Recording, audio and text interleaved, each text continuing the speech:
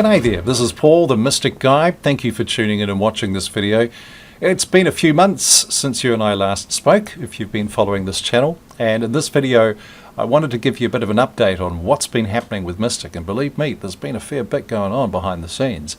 So if you have not updated yet, there is a new version on the website. And this first video is just going to talk you through updating to the latest version.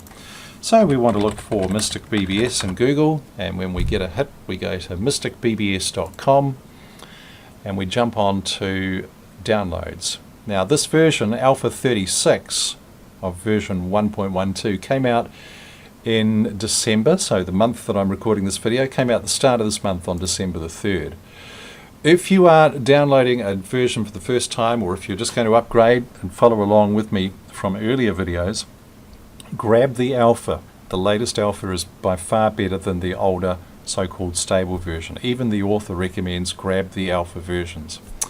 That said, I'm running a Windows 10 operating system. It's a 64-bit. I'm actually going to pull down the 32-bit version of this software because it can run happily on the 64 operating platform. And I've pulled that down, and in fact I've already pulled it down once before. And you can see too that having run the decompression software, I use 7-zip, I created a folder here which has just got the installer files. Now when you run this, the default installation directory for Mystic is, when I can just get the installer up, here we go. So we install Mystic and you'll see it's going to C/Mystic. Now I've already got my demo system that I've been working on over the last several videos with you sitting in that directory. If I try and install now, it's going to can out with an error and say you can't do it. Let's just demonstrate that there. See, directory already exists, error has occurred, press any key to exit, and it shuts down. This time round I'm going to use a different directory. And what I suggest you do is probably just grab a directory with a naming convention that makes sense to you. So I normally go Mystic 112 A36, and I would install everything into that directory. Now I'm not going to run this because it's a bit like a cooking show. I've actually already prepared that directory before I'd started this video. So if I go into my C drive, you'll see that I've got the original Mystic directory with all the active files, and I've got a version 112 A36. So we're going to create a couple of windows.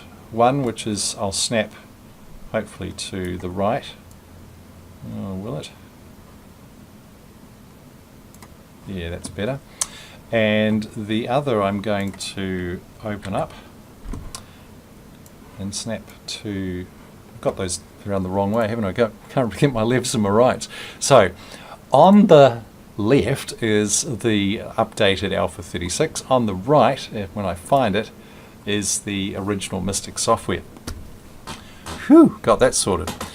Now what we're going to do is take a look at the upgrade instructions, which you can find in the docs directory under upgrade. And in here, in fact I'll bring it up in an editor, make it a bit easier to see. These are the notes for upgrading from 1.12 Alpha 29 through 35 to A36.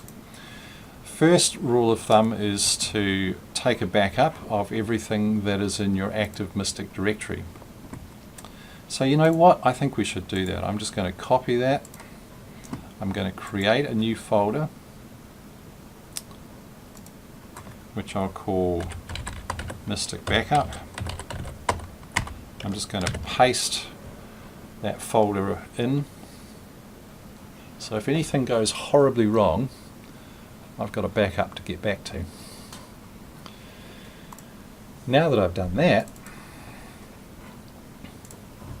I'm going to start following these instructions. So it says we want to update all of these executables, plus we also want to update the executables in the scripts directory. We secondly want to delete MISC2 because that's no longer relevant. It's gone and it's been renamed as MIS. And then we want to recompile all this MPL programs And if you do use NodeSpy, just take a note about some changes to the NodeSpy files as well. So, learning by doing, what I would do is I would select all of my executables. I normally grab the mutil, the NodeSpy, and the mutil top list files. Don't copy the dat file, mystic.dat, otherwise you'll lose all your original settings. So copy that from the freshly created install onto your directory where you're running an active system, and it will update all of those. Next thing to do is to copy the scripts directory, and I usually grab everything including the scripts and the updated install files, and I dump them into the current scripts directory and I replace everything there. Lastly, what I do is I usually go into the docs folder and I grab all the new versions of the docs and I put them into my active docs folder with my live Mystic system. The next thing I do is I jump into my Mystic command prompt and I change directory to scripts and I run mplc-all, and that compiles all the new versions of the scripts that we just dropped into that folder. Lastly, we've been told in the old version where we had a MISC2 executable, there it is there, we can delete it, we no longer need that, and it's gone. Now, at this point we should have a version of Mystic that I can fire up, and let's just have a look and see if it's working. So this is the configuration side of things. And there's been a few little changes there. You'll see the servers menu looks different. Other than that, at first blush, it doesn't look too different on the back end here. We'll have to check the other notes shortly, and that will be the subject of a different video. But the server itself is also quite different. And for the purposes of this video, I'm just going to pause it for a second and roll back my A32 version that I was running, or A33, and I'll just do that so that I can show you some comparative stuff between old and new. Okay, a few minutes have passed and I have just rolled my installation back just to show you some comparative stuff between old and new. And I'm doing that for reasons that will be pretty obvious in a minute. So firstly, what I want to do is just fire up the Mystic configuration of the original version that we were playing with, which is, from memory, Alpha 33. And this is the configuration screen for Alpha 33, which you'll be familiar with if you haven't already done any upgrading. Now I want to run the configuration side for Alpha 36. Now at first blush you'd think everything looks the same, but the devil's in the detail, and here under the servers menu things have changed quite a bit. You'll see that in the original version we had two servers actually. One was called MIS and one was called MIS2. And to edit the server settings for MIS2, if you were using that version of the server, you had a separate menu option here to start mucking around with those versions of the server. But the main servers that I've been showing you with my training videos were all sitting here like this, and we have enabled the Telnet server, there it is there, and we'd also enabled the BinkP server. So in the new version you've got firstly server options, which used to look like that and now looks like this, where you can stick the domain name in if you have one. You can set the maximum number of BBS nodes, and I'll explain what that is shortly, and you can also say whether or not you want those nodes to show up hidden in a Windows only environment. Then you've also got the configure servers menu, which is now very much like the MIS2 menu was in the past, but this is now your main configuration side, and you'll see that Mystic now has a server that ships with Telnet, rlogin, SSH, BinkP, FTP and NTP, which is much along the lines of what we're used to. But when you dive into those server settings, the difference here between old and new is pretty obvious. First difference is that on the new version you can even change the ID that's shown in the server status screen, and you'll see the server shortly, but just leave it on Telnet. The server now happily runs on both IPv4 and IPv6, but you can change that to either of them only or both, and then you can set the adapter that you want to interface with for both of those protocols. My advice is just leave them set on the default settings. That means any adapter in your hardware should be able to pick it up and run with it. You can set the port for the Telnet connection in this case. You can set the maximum number of concurrent connections, so we can have up to 10 different active sessions on that port. There's an auto ban feature, country block, which will be covered off in another video, and a dupe limit as well. The number of IPs that connect the same are allowed to be connected with the same IP. So quite a few changes there, eh? And under BinkP,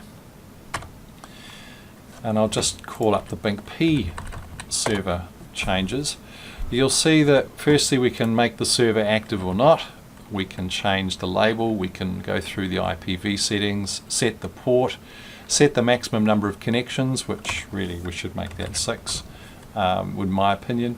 You can set up some auto ban stuff and country blocking, which we'll go through in a later video. Over here I just draw your attention to allow unsecure. If you are running this from a stock install to start with, you'll find that that's set to no. Just change that to yes if you're just doing an out of the box fresh install, because you want that set to yes, long story short. So as you can see, there's a few changes there, and also we've now got 3 new options on the menu for editing what's called blacklist.txt, whitelist.txt and IP location.txt. That will be the subject of another video as well, because I just don't want to get too bogged down. I can see I'm already 12 minutes into this video. So for the purposes of this exercise, I'm just going to pause again, jump forward in time to my updated Mystic system, and I just want to show you briefly a couple of other things before we finish this clip. Okay, time has passed and another minute's rolled on. I have gone forward in time, for want of a better way of explaining it, and I now have my A36 updated version of the demo system I've been doing training with you guys using. There is another wee thing I forgot to mention in terms of updating files, which is worth doing. It's not documented. Feel free to ignore this if you wish, but what I do is I go into the data directory and I grab all the ANSI files that are in the data directory of the fresh install, and I copy them across into the active system. So there are just a couple of little tweaks in some of those ANSI files that you want to pick up on, and that's just cosmetic, but it's going to be obvious in a second when I show you the next bit. So we will dive into some of the changes in A36 in coming videos. Before I close, I just want to show you the updated Mystic server. Now if I run that, and I was just running MIS, you now get a screen that looks like this. And you see that if you just run MIS, it's not enough now to start the server. You actually have to start it with a switch. You either start it with the word server, daemon, or shutdown. And those second two are only useful if you're running Unix platform. So if you're running Windows, it's really just MIS server. So I will actually escape out of this and just show you what that looks like if I can run it from a command prompt. If I go MIS server, this is the new Mystic Internet server. It's cool, and there's a lot of work underway to develop this further. Now you'll see I haven't actually configured any servers yet, and that's because your old version of the servers have disappeared and you actually do need to go into configure servers and turn some of this stuff on. So if you are upgrading, you'll need to go in here and make those active and set them up in a way that works for you. So if I want to, I'll go in and just turn on the telnet on port 23, and I'll go into here and I'll set up BINC-P on port 24554, and I'm just going to make sure my allow and secure is set to yes, and I will close out of this editor and I will shut down. If I press escape, you can get the option to shut down the servers like so. I'll just run that again, and now you can see that it's coming up and showing that it is running 2 servers and 4 events, and it's showing you that it's bonding to port 23 using both the IPv4 and IPv6 interfaces. Right, as you may keenly detect that I have actually stopped the video again, and other things have happened while the video has been paused. It's the joys of having children. I just needed to sort out something on the home front. Before I finish, just quickly then, so we've got a messages tab, a connections tab, which allows you to see the active connections to your server. You can press Control-T, which will toggle the ports and show you which ports are available and which are waiting and which are busy. There is an events tab here, which allows you to see the various events that we've set up, and you can see the ones that we've created in past training videos. Also shows you in the future when they were last executed, etc.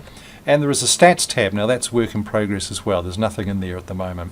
If I press escape and just close out of there, the very final thing I want to show you in this somewhat long video is the, where are we? Where was it? It was here. So I just want to point out as we go forward with updates to Mystic that there is now a switch called -ver that shows the date and time that Mystic was compiled in addition to the version. So if I go on to the command prompt here, and if I just type mystic-ver, you'll see that it's showing me I'm at version 1.12 A36. I'm running a Windows 32-bit system, and that was compiled on this date and time.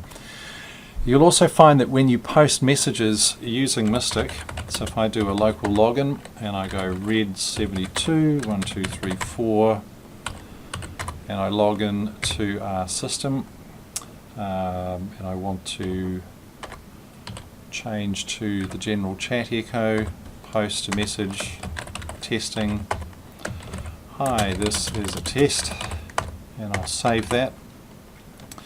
If I was to read this, you'll see at the very bottom of this on my demo system, see how it says 1.12A36, and it's got the date that it was compiled as well as the operating system and the bit version. That's useful for debugging purposes going forward as well. I think that's probably enough for now. Thanks as always for watching. We'll get back into some of the newer features for A36 in subsequent videos. As always, feel free to like this video, subscribe to the channel, and we'll talk to you real soon. Thanks for watching. Bye for now.